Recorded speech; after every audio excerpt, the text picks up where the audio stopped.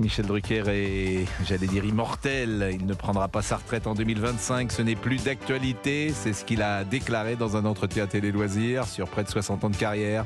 J'en ai passé 55 sur le service public. La passion ne fatigue pas. Je parle à toutes les générations. Et quand Julien Doré ou Big Flo et Oli font appel à moi pour leurs clips, je n'ai pas l'impression qu'on me voit comme un vieux. Michel Drucker a-t-il raison selon vous de continuer ? Bah oui, bien sûr, de ne pas se prendre sa retraite en 2025. Bah oui encore. Michel y était sur France 5 hier soir. On peut peut-être l'écouter dans l'émission C'est à vous. C'est mon obsession, la durée. J'ai toujours pensé, j'en parlais avec Bouvard, que j'ai au téléphone souvent, j'en parlais avec Aznavour qui était mon voisin, il disait on a réussi qu'on a dans la durée. Donc moi, j'ai pas voulu être un sprinter, j'ai voulu être un marathonien. Je suis un homme des longues distances. Donner du temps au temps, comme disait François Mitterrand. C'est vrai qu'au début de votre carrière, vous avez demandé à Zitrone est-ce que je serai là encore à 50 ans ? Oui, c'était le jour de son anniversaire. Moi, j'arrivais, il avait 50 ans. Et à la fin de l'anniversaire, je dis Monsieur Zitrone, est-ce que je serai encore là à votre âge ? Il me dit est-ce que vous êtes capable de ne pas prendre de vacances pendant 20 ans, de bosser jour et nuit et d'avoir pour spécialité de ne pas en avoir. Soyez polyvalent et éclectique. Alors, j'ai noté tout ça, je suis rentré chez moi et j'ai bossé 60 ans. C'est vrai que c'est la figure emblématique sans doute de nos métiers. Il était là en 1964. Il va célébrer ses 60 ans de carrière avec les Jeux Olympiques de Paris. Je vois dans la régie la présence de Laurence Ferrari que vous pouvez retrouver le soir d'après-midi sur Europe 1 et que je salue. Bonne année, ami. Merci, bonne année, Pascal. Tout va bien. Mais super. Je vous entends parler de Michel Drucker. J'ai démarré en télévision avec lui. Mais exactement, dans une émission qui s'appelait Studio Gabriel, où je vous voyais le soir, c'est en 92, 93 ? Non, un peu plus tard, je pense. Un peu plus. 96, 97, je crois. Et je vous voyais effectivement, et vous avez commencé votre carrière dans cette grande maison d'Europe 1, avant effectivement d'aller en télévision avec Michel. Bonne année. Bonne année, Pascal, et à nos auditeurs. Voilà, on vous souhaite effectivement le bonheur, l'amour, la santé, et évidemment les choses les plus importantes. Et pour le moment, on est avec un autre Michel. Michel, bonjour, qui est chef d'entreprise sur cette déclaration de Michel Drucker. Michel, bonjour. Oui, bonjour Pascal. Bonjour Pascal. Bon, vous appelez d'où, Michel ? J'appelle de Toulouse. Bon, on vous souhaite une bonne année d'abord. Merci, pareillement. Qu'est-ce qu'on peut vous souhaiter ? Vous savez, la santé, et puis après, quand on a la santé, le reste, on fait en sorte d'y arriver, parce que sans santé, c'est beaucoup plus difficile. Je suis bien d'accord avec vous. Le bien le plus précieux. Et la santé est bonne chez vous ? Il n'y a pas de soucis majeurs ? Elle est parfaite, que ça dure, mais pour l'instant, il ne faut pas se plaindre, ça fonctionne parfaitement. Alors Michel Drucker, est-ce que vous faites partie des fans ou est-ce que, on a le droit de le dire aussi, certains peuvent considérer qu'à un moment, il faut laisser la place aux autres, aux jeunes, mais... Non mais Michel Drucker, sur sa décision, moi je suis totalement neutre. Il faut reconnaître que c'est depuis toujours un élément incontournable des médias et de la télévision. Il est la télévision. Son sang est la télévision. Il incarne la télévision comme effectivement Sabag à l'époque, Léon Zitrone, Roger Coudert, etc. l'ont représenté. Donc il est évident et naturellement évident qu'il ne peut pas partir. Il doit mourir sur scène parce que c'est ainsi et qu'il y a la volonté et l'envie et le pouvoir de le faire. Il n'a pas l'envie, donc il n'y a aucune raison qu'il ait la volonté, mais à la limite, à partir du moment où il a ses spectateurs, à partir du moment où il a ses fans, mais surtout à partir du moment où il exerce son métier, avec la passion dont il exerce, il n'y a pas à avoir d'avis. Ceux qui l'aiment trouvent que c'est extraordinaire et qu'il puisse durer et continuer. Ceux qui ne l'aiment pas, ma foi, ils n'ont pas l'obligation de le regarder. Mais je crois qu'effectivement, il faut regarder Michel Drucker, pas comme un mythe, mais comme comme l'histoire. Pour moi, c'est l'histoire de la télévision, l'histoire de la radio. Il a commencé à faire des commentaires sportifs, etc., etc. Il a toujours fait preuve d'un éclectisme qui est vraiment extraordinaire. Donc moi, je ne vais pas l'admirer, mais je trouve que c'est un très, très, très grand professionnel, qu'il a toujours donné une excellente image du relationnel qu'il avait avec les stars et les personnes qu'il interviewait, qui n'a jamais été dans la polémique. ce qui est rare, hein, et puis surtout qu'il a duré. Et il dure pourquoi? Parce qu'il est aimé, parce qu'il est apprécié, et qu'il travaille sur une forme de consensus avec ses employés, avec les téléspectateurs, et avec l'environnement qu'il a. Donc pour moi, même si je suis neutre, il continue, il a bien raison. Voilà, il est libre de le faire, tout le monde l'accepte naturellement, donc pour moi c'est plutôt une bonne chose. Bon, on va faire une pause peut-être à 11h12. Géraldine, oui. Je ne sais même pas si je vous ai salué en ce début d'émission. Si, vous m'avez salué. Oh. DJ Fab, nous l'avons salué lorsqu'il a passé Barry White. Oui, bonjour Pascal, bonjour Géraldine, bonjour à tous. Bonjour, ça va? Ça va très bien, merci. Bon, vous avez passé une bonne soirée? Excellente soirée. Bonne nuit. Et puis, monsieur Olivier Guénec, vous n'avez pas mis votre chemise aujourd'hui? Non. Parce que la belle chemise blanche que vous avez eue... Oui, allez-y, changez de discours. Mais pas du tout. Allez-y. Vous avez une belle chemise pour Noël. Non, elle était transparente, je m'en suis rendu compte quand je suis rentré. Oui. Elle était transparente. J'allais dire comme vous. Oh non. Attention. Non, mais ne me vexez pas au début d'année.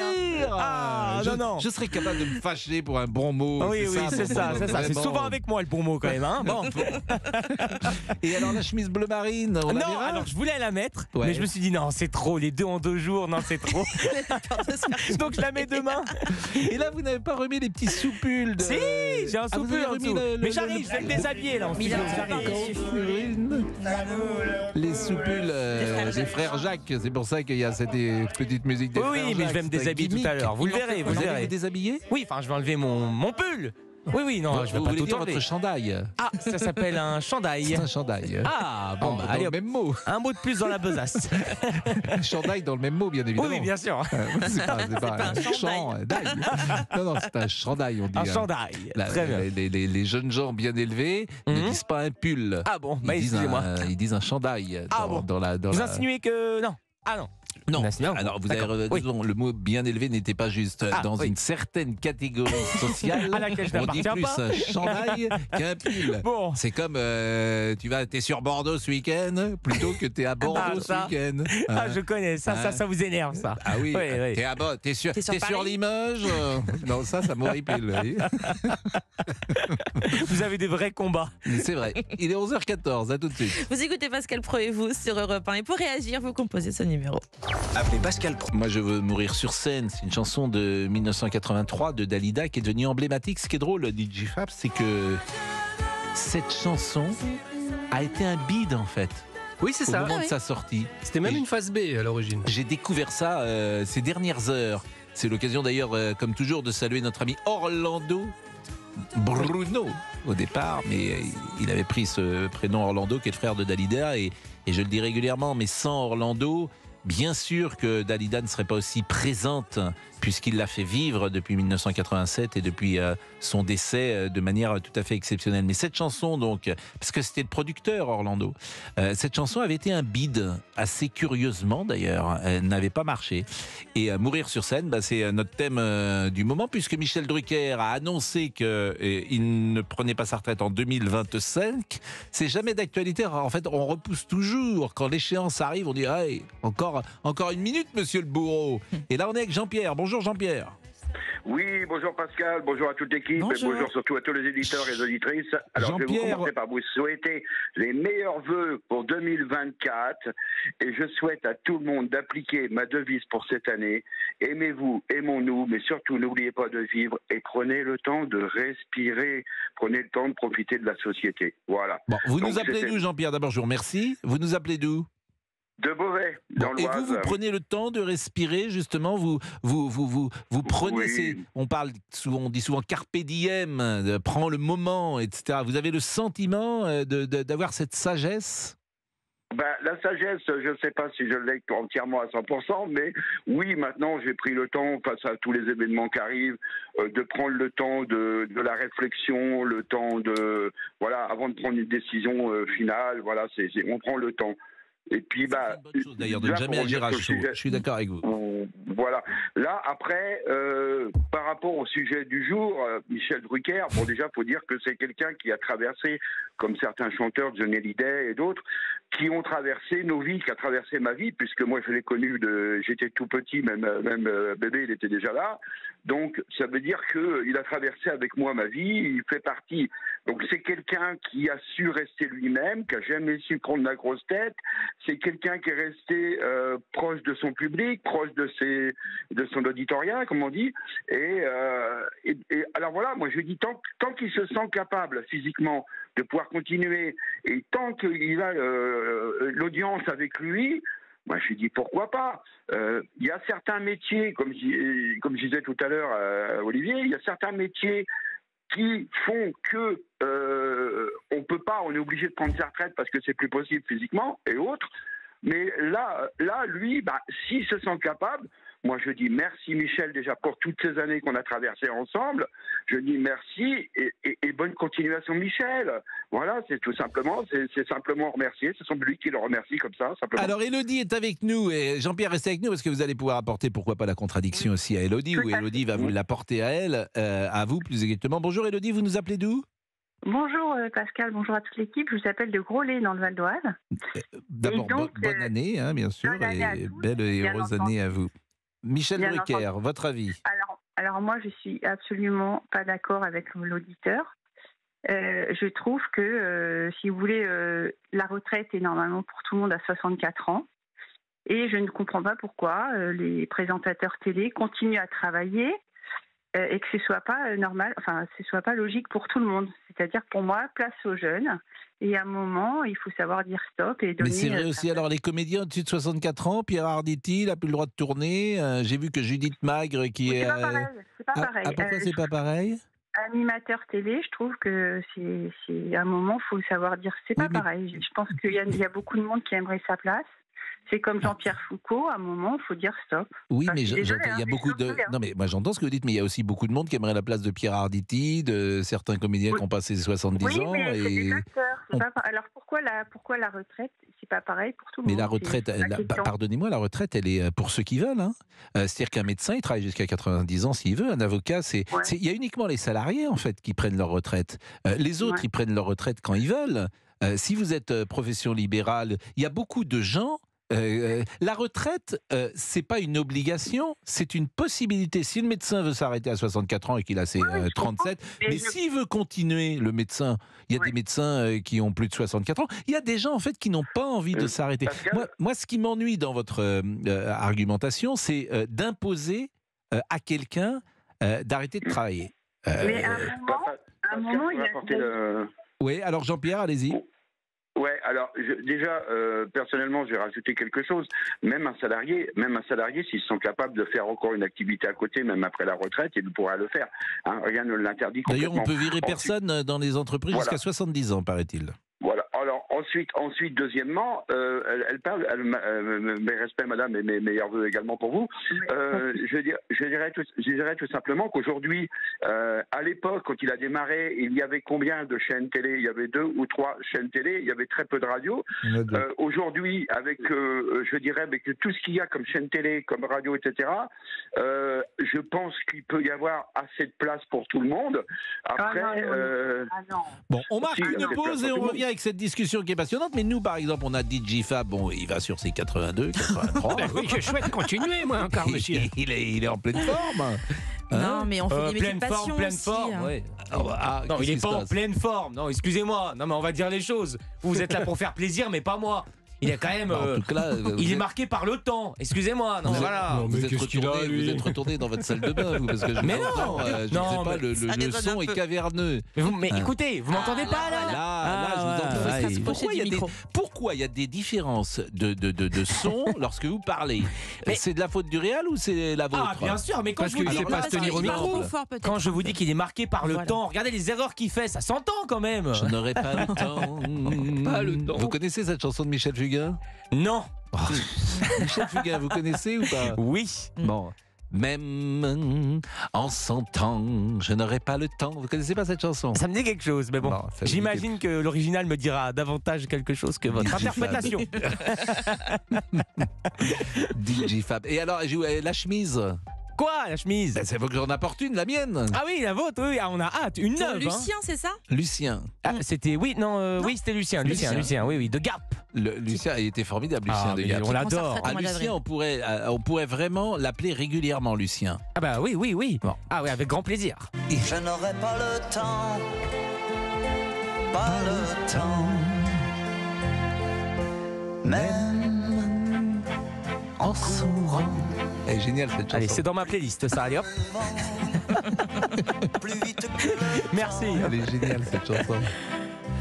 même en volant, je n'aurai pas le temps. Ça doit être 71, non 70, 69, 70. Oui, début des années 70. Vous avez vu, il a de beaux restes encore, DJ Fab, malgré tout, hein, ce qu'il dit. On revient sur avec Michel Drucker. 11h-13h, vous écoutez Pascal Pro et vous sur Europe 1. Élodie et Jean-Pierre étaient en discussion. Élodie dit à un moment où les présentateurs de télévision doivent tirer leur révérence, et puis Jean-Pierre n'est pas forcément de cet avis. Mais je voulais qu'on écoute Pierre Arditi, qui était intervenu il y a quelques jours justement pour évoquer la longévité parfois des comédiens et combien il n'existe pas de retraite pour les comédiens. Voir que les gens m'aiment bien comme ça, voilà, ça veut dire ce que ça veut dire. Bon, c'est bien. Ça n'existe pas la retraite chez les acteurs. La retraite chez les acteurs, c'est la mort. La retraite, c'est la mort, pourquoi pas. Et effectivement, en tout cas pour beaucoup, c'est considéré comme cela. Élodie, et c'est aussi une des raisons pour lesquelles ces métiers qui effectivement sont des drogues, parfois, et on le voit bien. Oui, alors vous dites passion, c'est une drogue aussi. Aussi, manifestement, Élodie, et que les uns et les autres veulent rester jusqu'au bout de leur carrière, Élodie. Oui, non, mais je comprends, mais je pense que il y a beaucoup de gens qui aimeraient être à sa place à la télévision en tant qu'animateur. Il a fait une carrière fabuleuse d'ailleurs. Mais à un moment, je trouve qu'il faut laisser la place aux jeunes, parce que là, c'est un métier très très difficile. C'est difficile de percer. Et si on leur laisse pas leur chance, ils n'y arriveront pas. Pour tout vous dire, je pense que personne ne prend jamais la place de personne. Je ne pense pas que si Michel Drucker se retirait de l'antenne, quelqu'un viendrait prendre sa place forcément.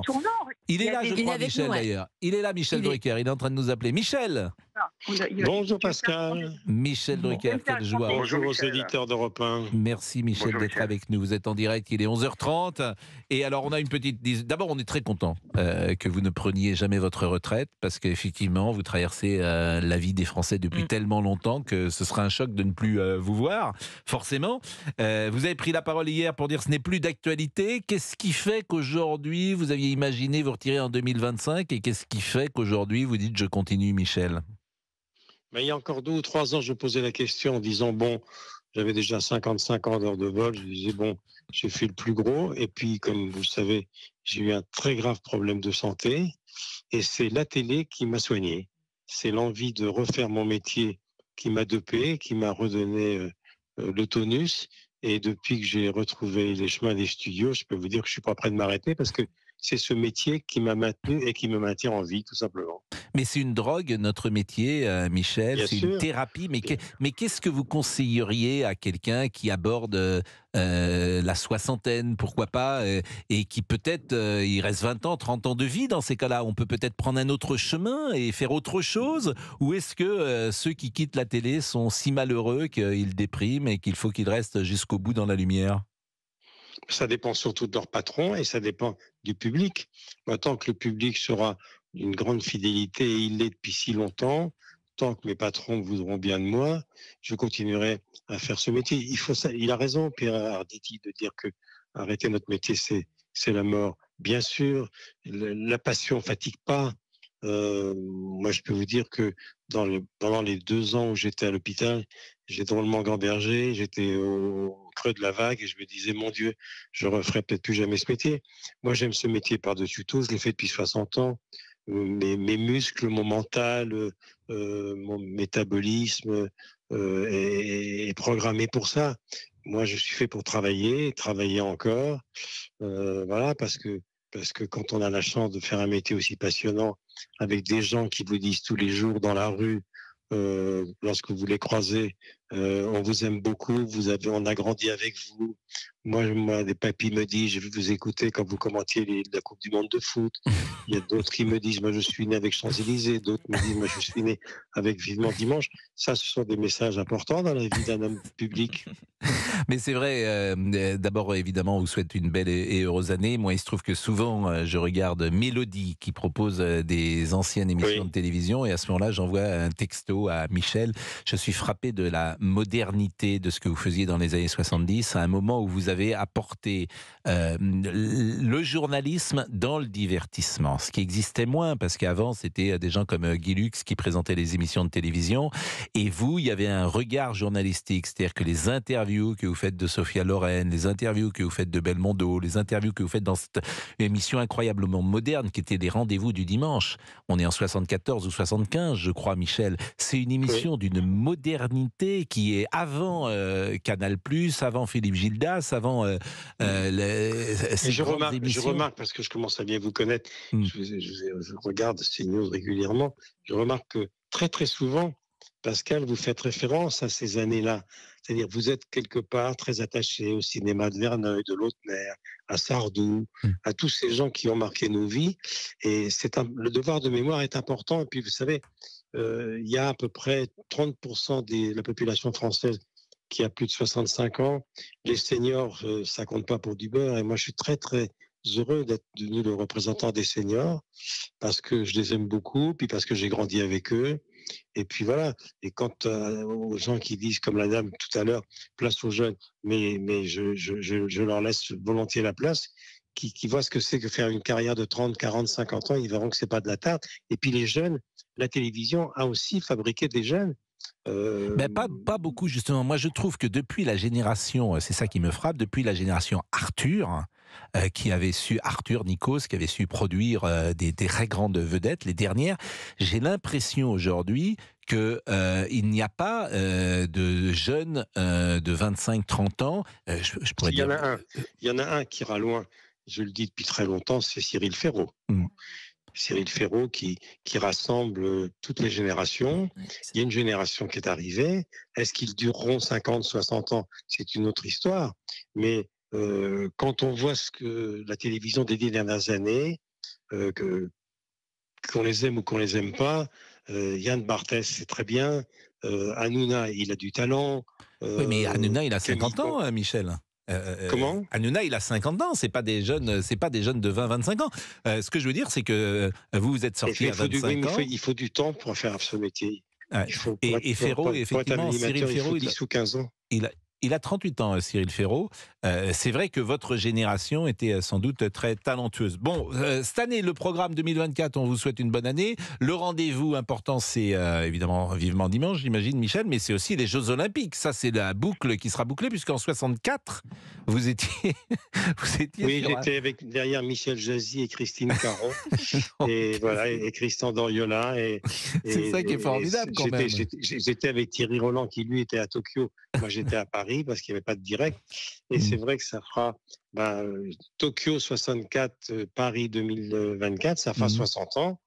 Ben voilà, il me reste encore une quinzaine d'années. Facile, regardez Hugo Frey, 95 ans. Mais donc il vous reste, c'est bien ce que je disais, il vous reste 15 ans devant vous. Vous voulez dire un mot quand même à Élodie, parce qu'Élodie, Michel, elle disait, voilà, il faut s'arrêter de temps en temps. Alors bon. Élodie, vous savez, Élodie, moi je comprends très bien que vous en ayez marre de moi parce que ça fait longtemps. Non, absolument pas. Ah non, mais Élodie, je le prends pas mal du tout. Vous avez raison de dire place aux jeunes. Quand je suis arrivé, moi, eh bien, bon, il y avait Jacques Martin, il y avait Guy Lux, il y avait Pierre Tchernia, il y avait Pierre Bellemare, il y avait ces monstres sacrés. Et j'étais très content qu'on me fasse une place parce que j'avais 22 ans. Mais je comprends parfaitement que vous souhaitez que les jeunes prennent la place. Je leur cède volontiers. Et ma façon à moi de faire la place aux jeunes, c'est de les mettre dans la lumière. C'est ce que je fais dans mes émissions depuis toujours. Je suis content d'avoir mis dans la lumière 3 générations d'humoristes, 3 générations d'imitateurs. Mais je comprends très très bien. Puis vous savez, si un jour vous en avez marre de moi, je vous conseille quelque chose, une invention qui est très pratique. C'est la télécommande. Voilà, on zappe. Bon, c'est vrai, Élodie, qu'aujourd'hui, il y a 300 chaînes. Donc, Ben oui, c'est ça. Si. Non, mais écoutez, Élodie, vous habitez où, Élodie? Dans le Val d'Oise. Ah bah c'est pas loin de Paris. Écoutez, voilà ce que je vous propose. Vous allez donner vos coordonnées aux assistants de Pascal, puis vous allez venir assister à Vivement Dimanche, et vous allez voir que je suis pas encore un vestige pittoresque. Non, mais il faut pas que vous soyez vexé. Vous avez une carrière mais je suis pas formidable. vexé du tout, vous Mais imaginez. je connais des gens qui sont animateurs, etc., qui galèrent pour trouver des postes, et je trouve que c'est difficile déjà de ce métier-là, et à un moment, c'est vrai que faut peut-être essayer de leur ouvrir des portes, c'est ça que je veux dire. Mais j'ai toujours voulu ouvrir les portes aux jeunes, et vous savez, faire de la télévision, Pascal Praud vous le dira, c'est pas aussi simple qu'on l'imagine, comme être comédien ou comme être chanteur. La route est très très longue. Mais c'est vrai en plus que Michel, il a à chaque fois qu'un jeune vient me voir, je l'aide beaucoup, vous savez. Et Michel, il a lancé Gérard, il a lancé Benjamin Castaldi, il a lancé Laurence Ferrari. Il y a beaucoup de gens qui peuvent, et je parle même pas des chanteurs que vous avez invités sur votre plateau. Je crois que Goldman, c'est la première fois qu'il est passé sur. C'était chez vous. Donc Céline Dion. Ah, Céline Dion. Avec cette chanson qu'on va écouter. Faites-moi plaisir, Élodie. Venez assister à une de mes émissions. D'accord? On ne sait jamais, ça sera peut-être la dernière. Avec plaisir. Bon, Élodie, je le fais volontiers, hein, vraiment. Bon, mais merci en tout cas, Élodie, et puis Michel Drucker, c'est toujours un plaisir, cher Michel. Bravo. Et Michel, je vais vous dire quelque chose, parce qu'on avait eu un jour un échange. Je suis merveilleusement bien à Europe 1. Vous n'imaginez pas comme nous avons été accueillis. J'ai des bons souvenirs à Europe 1. Ah oui. Oui. Moi, j'ai fait Faites entrer l'invité, c'était vachement bien. Bien sûr. J'avais autour de moi des chroniqueurs inconnus à l'époque. Il y avait Madénian, il y avait Commandeur, il y avait Mathieu Noël, tout ça. Il y avait Willy Revelli. Non, c'était une belle expérience, Europe 1. J'aime bien venir à Europe 1. Et puis je vous écoutais à ça avec Studio 1 il y a 40 ans. Salut les copains, ça reste une marque mythique. Et puis j'ai vu que vous, ça y est, vous commencez à avoir du succès. Je vois des sondages. À mon avis, vous allez diriger Europe 1 de ces jours. Non, j'ai pas. Alors, je suis comme vous, j'ai pas vocation à diriger quoi que ce soit. Sinon, l'antenne, lorsqu'on me la confie, pendant 1 heure ou 2 heures. On vous embrasse, cher Michel.